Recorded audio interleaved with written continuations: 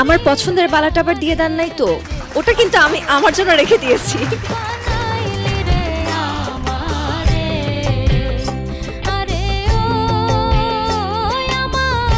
তুমি যন্ত্রশিল্পীদের উদ্দেশ্যে কি বলবে? সবাইকে অনেক অনেক ধন্যবাদ। না, এ বললে তো হবে না বাবা। যন্ত্র যদি পড়ে থাকে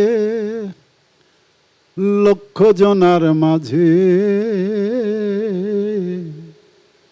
যন্ত্রিক বিহনে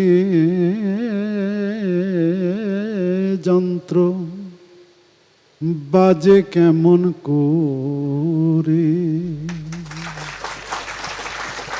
অর্থাৎ আমি যেমন গান করি না কেন, আমার বন্দি দশাটা ওদের হাতে।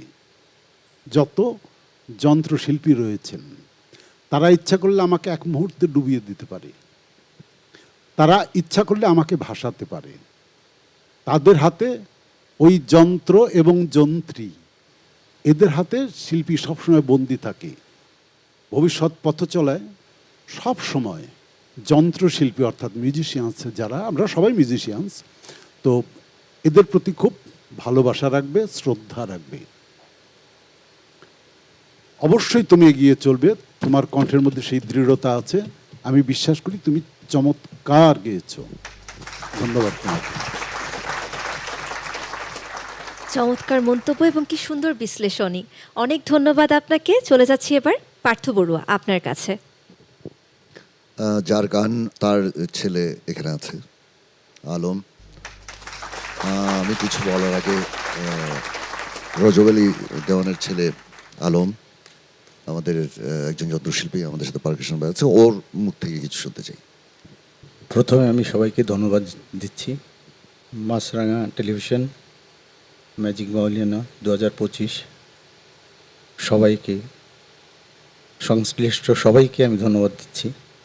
আমাদের মাননীয় জাজ, মেন্টরস, ওনারা অনেক কষ্ট করে ওকে এই গানটা উঠেছে। আমি মাঝে মাঝে আমাকে বলছে যে এখানে কোনো ত্রুটি আছে নাকি, একটু দেখেন তো কোথাও ভুল আছে নাকি। তুমি খুব ভালো গেয়েছো, মানে রিহার্সালে যেরকম ছিল তার চেয়ে অনেক ভালো গেয়েছো। ধন্যবাদ তোমাকে।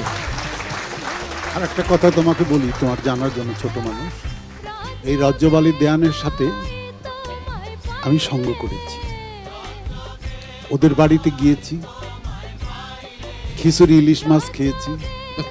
এটা ওনার খুব প্রিয় ছিল। সাধু মানুষ তো, দীর্ঘ সময়, একাধিক দিন। আর ওনার যে বড় ছেলে আলমাস আলী ভায়োলিন বাজাতেন, অত্যন্ত গুণী মানুষ ছিলেন। ও ছিল আমার বন্ধু। ভালো থাকো। তুমি হচ্ছে আমাদের একটা এমন একটা কন্টেস্টেন্ট, তুমি প্রতিবারই কিন্তু তুমি তোমার একটা জায়গা তুমি রেখেছো। সবসময় তোমার গাওয়া স্পষ্ট একেবারেই, আর তোমার কণ্ঠটা অনেক অনেক অনেক অনেক ছুঁয়ে যায়, অনেক ছুঁয়ে যায়। Thank you sir. তোমাকে আজকে কিছু না বলি, কারণ গানটা এত ভালো গিয়েছো তুমি কিছু জায়গায়। তবে কম্পিটিশনের এই পর্যায়ে এসে ছোটোখাটো মিস্টেকের জন্য কিন্তু তোমার মার্কস হেরফের হতে পারে, এটা খেয়াল রাখবে।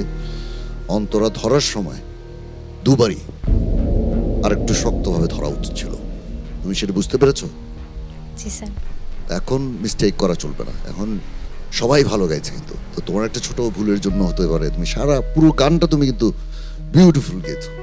প্রথম অন্তরায় তোমার সেম প্রবলেম হয়েছে, সেকেন্ড অন্তরায় সেম প্রবলেম হয়েছে, তো ওটা খেয়াল রাখবে। আর তোমার গাওয়া অসাধারণ, বিউটিফুল। Thank you sir.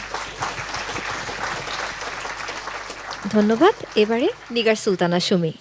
আমি সবাই সব কথা বলে ফেলেছে। হ্যাঁ আয়শা, আমার আর কোনো কিছু বলার নেই। তারপরে আমি পার্থ দাদাকে বলছিলাম ওর কণ্ঠটা কেমন, সেটা হচ্ছে আমরা মাইক্রো বা বাসে করে যদি যাই, 3 মাইল দূরে থেকে কোনো একটা জায়গায় গান বাজছে, কিন্তু সেটা এসে বুকে তীরের মতো বিট করতেছে, বিধে চলে যাচ্ছে। ওর কণ্ঠর জোরটা ওই জায়গায়। Thank you ma'am. আমি বলেছি তো, তুই আমারে পাগল করলি, করলি পাগল রে বাবা। তুমি আজকে লালন ব্যান্ডের পক্ষ থেকে কিছু দিব না, আমার নিজের একটা শরীরের থেকে কিছু দিই, দিব?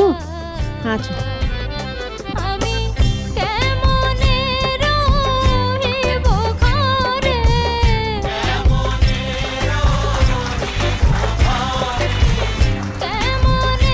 রহিব ঘরে, ওই রূপ আসর আমার পছন্দের বালাটা আবার দিয়ে দেন নাই তো? ওটা কিন্তু আমি আমার জন্য রেখে দিয়েছি।